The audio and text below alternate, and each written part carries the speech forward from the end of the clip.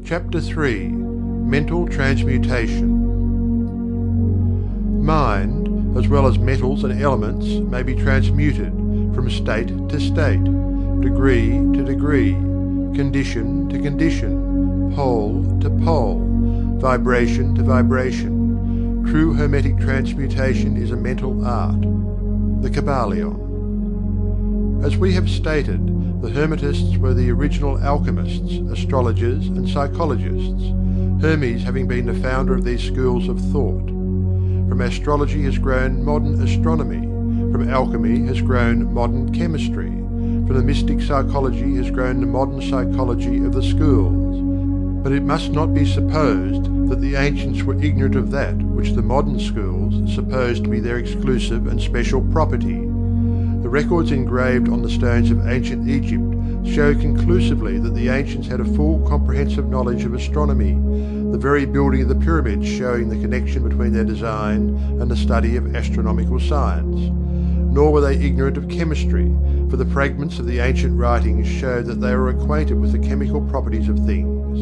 In fact, the ancient theories regarding physics are being slowly verified by the latest discoveries of modern science, notably those relating to the constitution of matter. Nor must it be supposed that they were ignorant of the so-called modern discoveries in psychology. On the contrary, the Egyptians were especially skilled in the science of psychology, particularly in the branches that the modern schools ignore, but which, nevertheless, are being uncovered under the name of psychic science, which is perplexing the psychologists of today and making them reluctantly admit that there may be something in it after all. The truth is that beneath the material chemistry, astronomy and psychology, that is, the psychology in its phase of brain action, the ancients possessed a knowledge of the transcendental astronomy, called astrology, of transcendental chemistry, called alchemy, of transcendental psychology, called mystic psychology. They possessed the inner knowledge as well as the outer knowledge, the latter alone being possessed by modern scientists. Among the many secret branches of knowledge possessed by the Hermetists was that known as mental transmutation, which forms the subject matter of this lesson. Transmutation is a term usually employed to designate the ancient art of transmutation of metals, particularly of the base metals, into gold.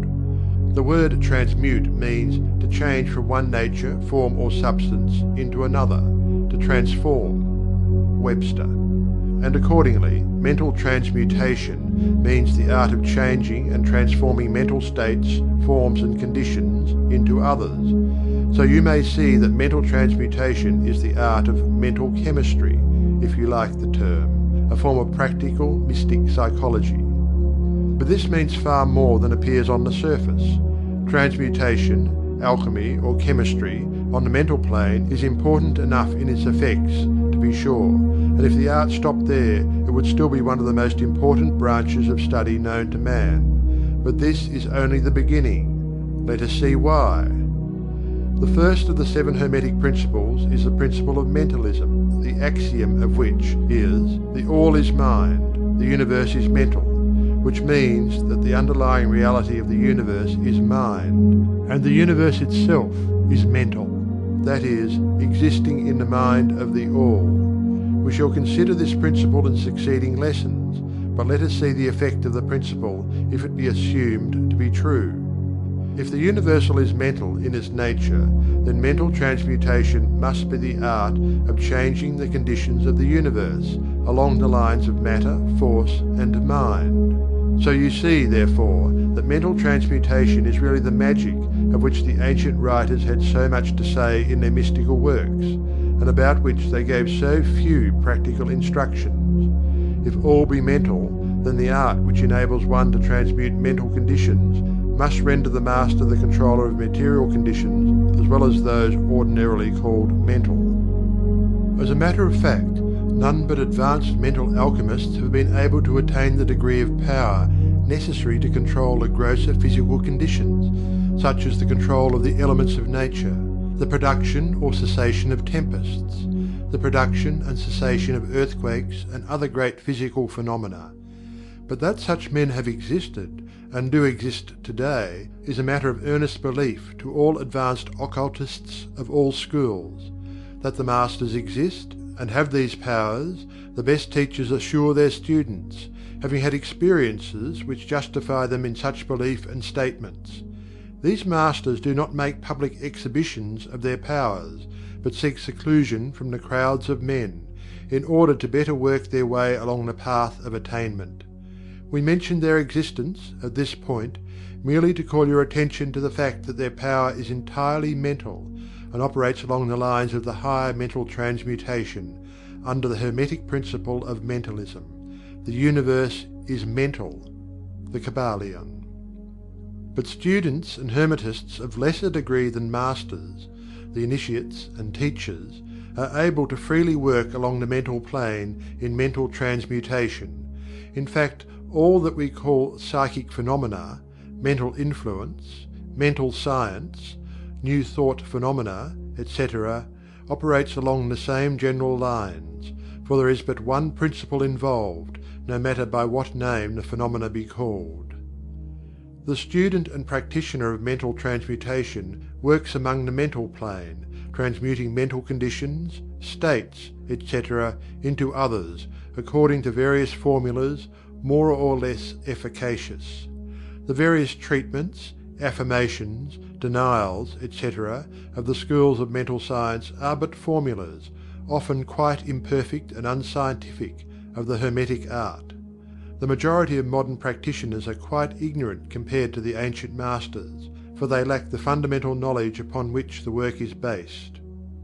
Not only may the mental states, etc., of one's self be changed or transmuted by Hermetic methods, but also the states of others may be, and are, constantly transmuted in the same way, usually unconsciously, but often consciously by some understanding the laws and principles, in cases where the people affected are not informed of the principles of self-protection. And more than this, as many students and practitioners of modern mental science know, every material condition depending upon the minds of other people may be changed or transmuted in accordance with the earnest desire, will, and treatments of persons desiring changed conditions of life. The public is so generally informed regarding these things at present that we do not deem it necessary to mention the same at length, our purpose at this point being merely to show the Hermetic principle and art underlying all of these various forms of practice, good and evil, for the force can be used in opposite directions according to the Hermetic principles of polarity. In this little book we shall state the basic principles of mental transmutation, that all who read may grasp the underlying principles, and thus possess the master key that will unlock the many doors of the principle of polarity. We shall now proceed to a consideration of the first of the Hermetic 7 principles, the principle of mentalism, in which is explained the truth that the all is mind, the universe is mental, in the words of the Kybalion. We ask the close attention and careful study of this great principle on the part of our students, for it is really the basic principle of the whole Hermetic philosophy and of the Hermetic art of mental transmutation.